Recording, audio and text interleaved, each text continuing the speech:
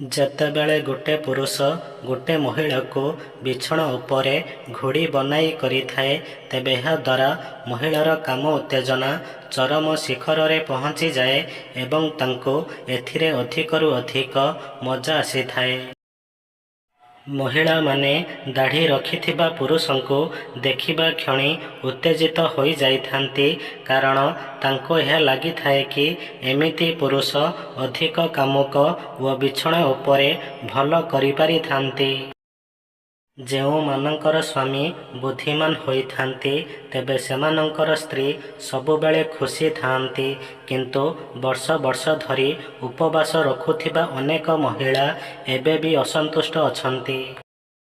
ସବୁବେଳେ ମହିଳାମାନଙ୍କୁ ସମ୍ମାନ କରନ୍ତୁ, କାରଣ ମହିଳାମାନେ ତାଙ୍କୁ ଭଲ ପାଉଥିବା ଲୋକଙ୍କୁ ଭୁଲି ଯାଇପାରନ୍ତି, କିନ୍ତୁ ତାଙ୍କୁ ଇଜ୍ଜତ ଓ ସମ୍ମାନ ଦେଉଥିବା ଲୋକଙ୍କୁ କେବେ ବି ଭୁଲି ପାରିନଥାନ୍ତି। ଯଦି ଆପଣଙ୍କର ବାରମ୍ବାର ଯୌନ ସମ୍ପର୍କ ରଖିବାକୁ ଇଚ୍ଛା ହେଉଥାଏ, ତେବେ ବୁଝି ନିଅନ୍ତୁ ଯେ ଆପଣଙ୍କର ଏହି ଅଭ୍ୟାସ ଆପଣଙ୍କୁ ଗୋଟିଏ ଦିନ ଶାରୀରିକ ଏବଂ ମାନସିକ ଭାବରେ ଅସୁସ୍ଥ କରିଦେଇପାରେ।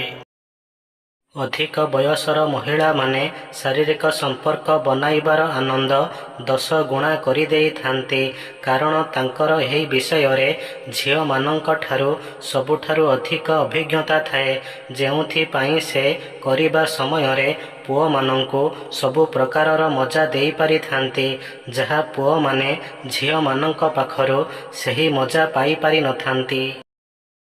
ଯୌନ ସମ୍ପର୍କ ଯେତେବେଳେ ଠିକ୍ ଭାବରେ କରାଯାଏ, ତେବେ ଏହା ଦୁନିଆର ସବୁଠାରୁ ଶକ୍ତିଶାଳୀ ଜିନିଷ ହୋଇଥାଏ, କିନ୍ତୁ ଯେତେବେଳେ ଏହାକୁ ଭୁଲ ଭାବରେ କରାଯାଏ, ତେବେ ଏହା କେବଳ ଏକ ଶବ୍ଦ ହୋଇ ରହିଯାଏ।